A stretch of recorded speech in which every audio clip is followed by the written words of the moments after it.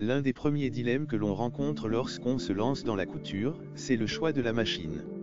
Le plus important consiste à déterminer quelles fonctions vous seront nécessaires. Il n'est pas utile de partir sur un modèle trop sophistiqué si vous n'êtes pas certaine que la couture vous plaira.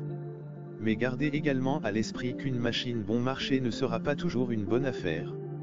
L'idéal c'est à la fois une machine simple d'utilisation et proposant suffisamment de possibilités pour vous permettre de progresser. Pour bien choisir sa machine à coudre, il est important de prendre en compte ses désirs créatifs et le temps que l'on souhaite y consacrer, occasionnel ou régulier, reprise, habillement, décoration, patchwork, broderie ou encore le type de tissu que l'on souhaite travailler. Vos projets vous guideront dans le choix de votre machine à coudre.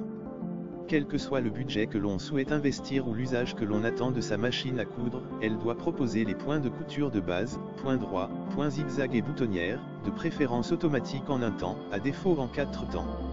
Attention, la mention « boutonnière en 4 temps » signifie que vous devez changer 4 fois vos paramètres de couture afin de coudre les 4 côtés de la boutonnière. Sur une chemise, cela peut être fastidieux. Le point pour couture stretch, ou élastique, s'avère utile pour travailler les tissus extensibles comme le jersey par exemple.